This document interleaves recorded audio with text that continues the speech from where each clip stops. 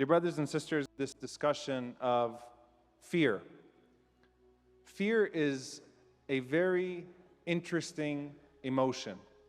It can motivate or it can paralyze. It can be productive or it could be destructive, depending on who you fear, why you fear, and what you fear. That fear is either praised in the Qur'an or it is looked down upon when it becomes paralyzing and destructive and leads you to nowhere but despair. The last lecture by Shaykh Abu Abad talked a lot about hope. And unless you have that hope to balance you out, there is no way that that fear could possibly be productive, because the default of fear is that it is a paralyzing emotion. It needs hope in order for it to be productive. But I want to start off based on a hadith that builds on what was just talked about with Anas ibn Malik radiallahu anhu describing the Prophet sallallahu alaihi wasallam. And I want you to picture the scene. If there was to be an attack on a city, what usually happens to the most important people that reside in that city? Where do they go? What do they do? I'm actually asking a question, by the way, it's not rhetorical. They hide. When a head of state is present and an attack unfolds, typically speaking, the head of state will be locked down under maximum security, and those who are already most vulnerable and poorest will be the greatest at risk because they weren't even important in the first place. And that's another discussion altogether. But too often we only talk about the oppressed when they die, not when they're living. So when we talk about Black Lives Matter, it's not Black Deaths Matter. There's a whole system of Black Lives Matter, which is to be discussed before Black Deaths. But that's aside from the case. Usually the most vulnerable are thrown up there.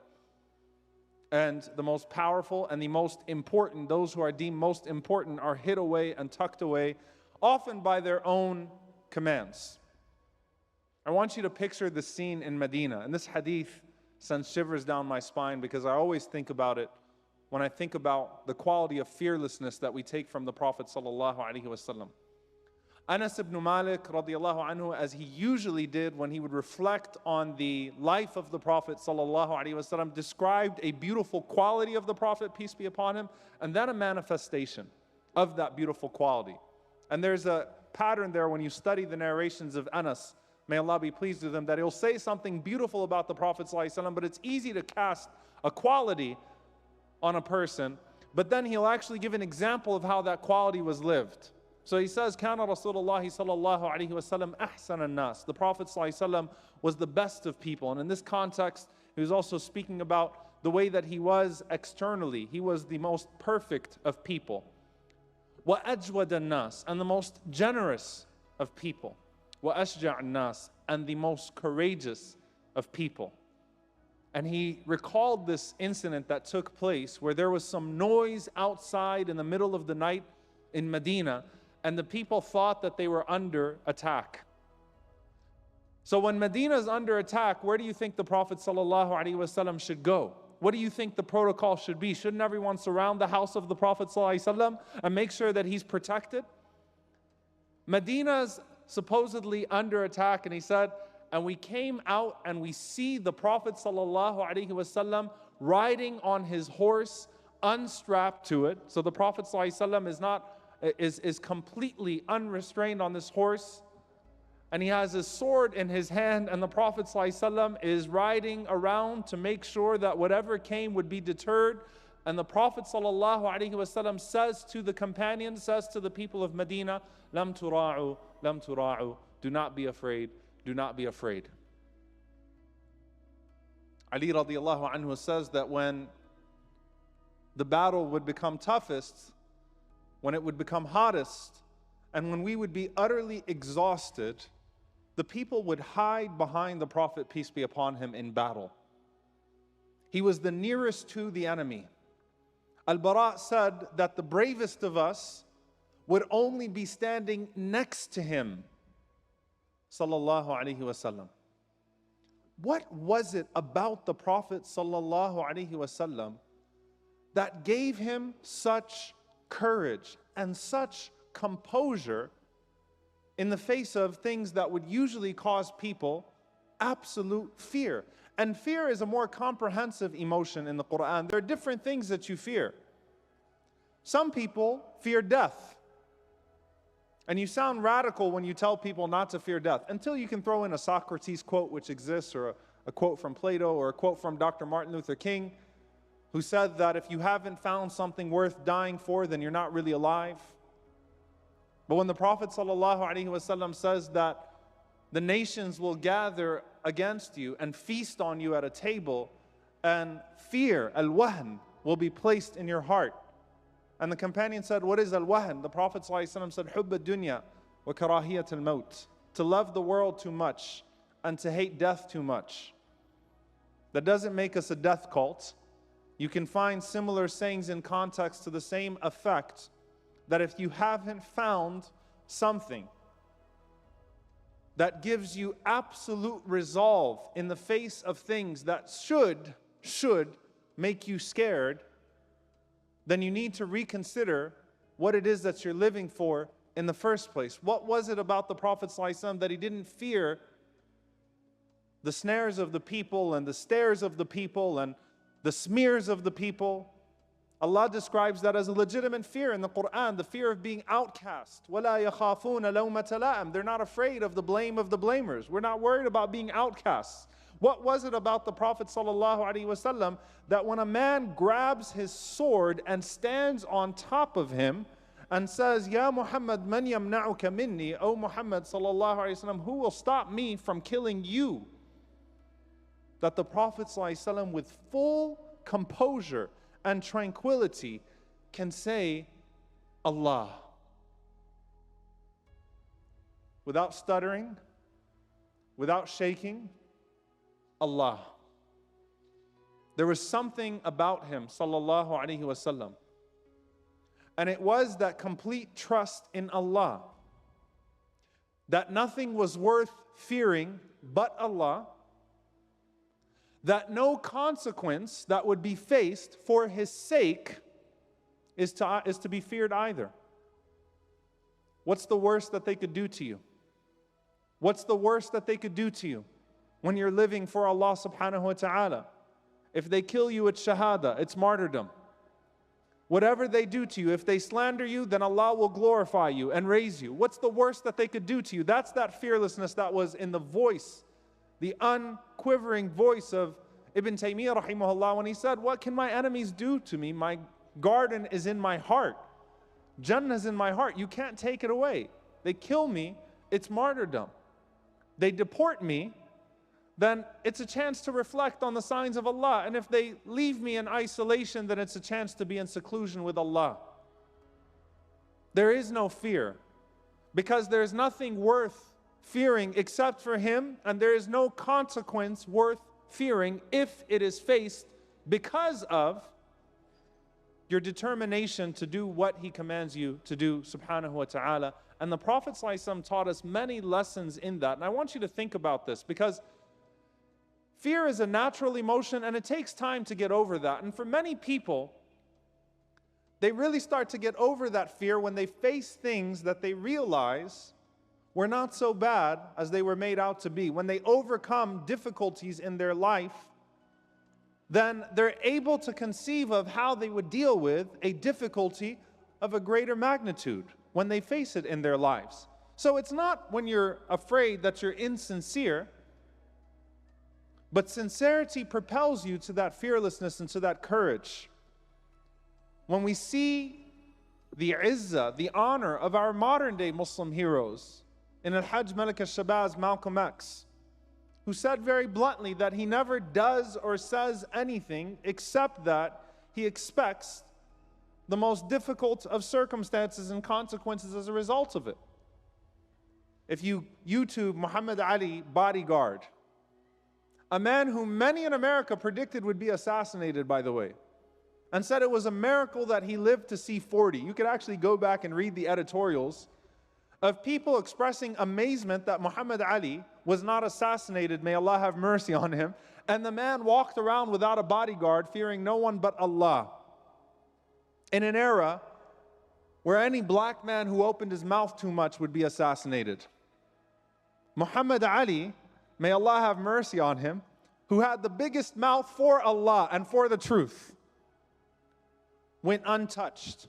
Apartment was set on fire the day that Malcolm was assassinated, and it only allowed him to grow in that determination. It was meant to shake him, but it only further stabilized him. Where does that come from?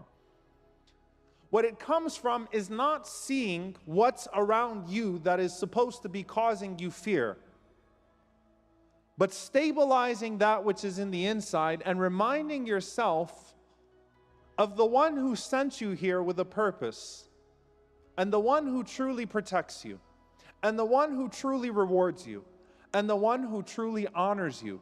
What can anyone do to you then?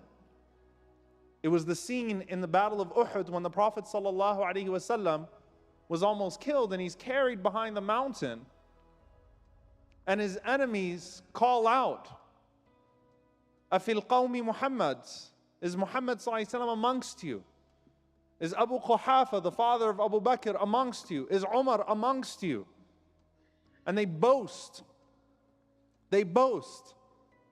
that this was a day for us, that we have avenged our fallen in Badr.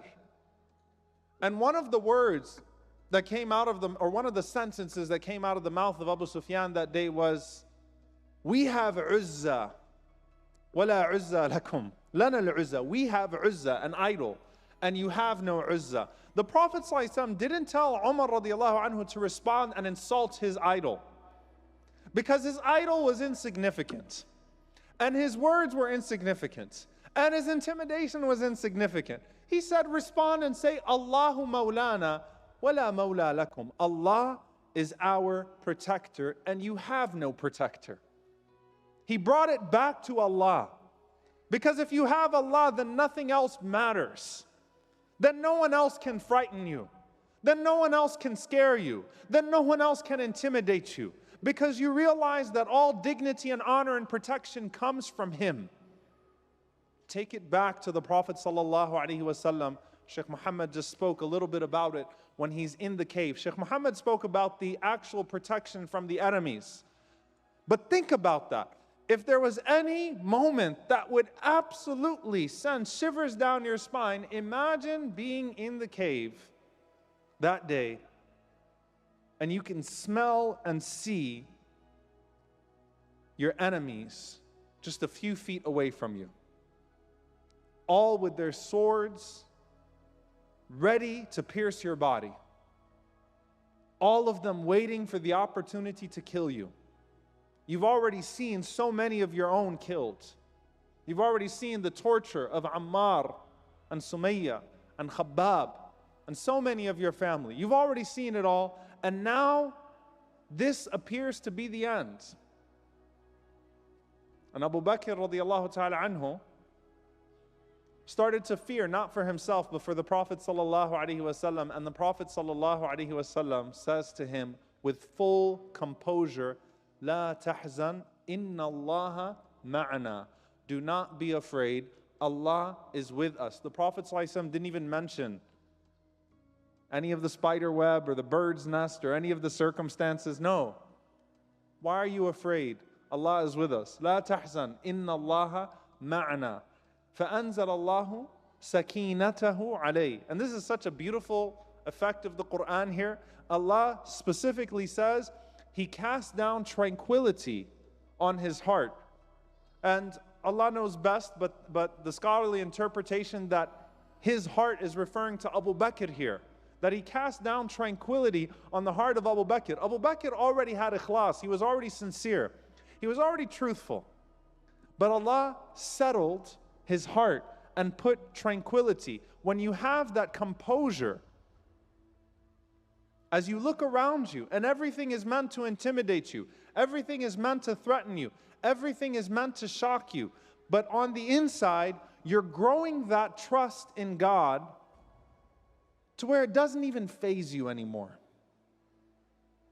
I'm not going to pretend like I have no fears.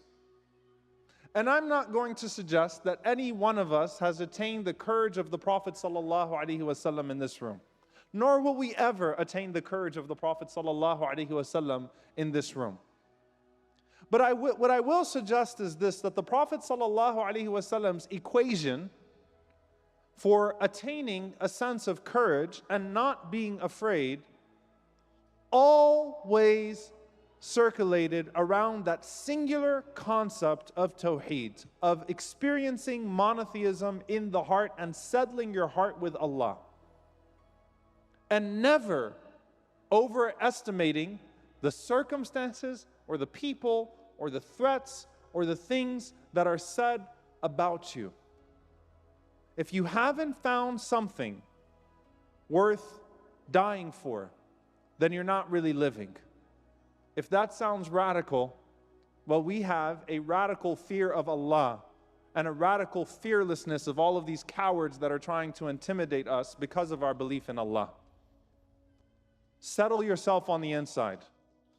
Allah knows that we have enough courageous examples from the Prophet ﷺ and his companions and the righteous who we saw live in our lifetime, that were able to propel through the most difficult of circumstances. Dear brothers and sisters, these are times that are meant to scare you, and I want to end with this, and my time is already up, and actually I didn't even scratch the surface of what I wanted to do, but I'll say this. The first thing is just recognize that everything around you right now is meant to intimidate you. All of the news cycles, all of the politicians' words, all of these threats, all of the incidents that are taking place, it's meant to scare you. The greatest way to resist that is to build that trust in Allah subhanahu wa ta'ala. How you do that is by centering Him in your life in times that are not frightening, so that you will have Him in times that are frightening. And that's what the Prophet ﷺ taught, that remember Allah in your times of prosperity and Allah will be with you. Be with Allah in your prosperity, Allah will be with you in your adversity. That's not just referring to, I know you always hear that at the fundraiser, that's not just referring to your financial capital or the money that you have. When you have money, be generous and give, so that when you don't or when you're in a hard time, Allah will send money to you. Be with Allah in prosperity, Allah will be with you in adversity. Be with Allah in times when you're not afraid, and Allah will know you and be with you in times that you are afraid. But center Allah in your life. And as a community, we need to center Allah subhanahu wa ta'ala once again in our discourse and remind ourselves that Allahu Mawlana wala Mawla lahum. Allah is our protector and they have no protector.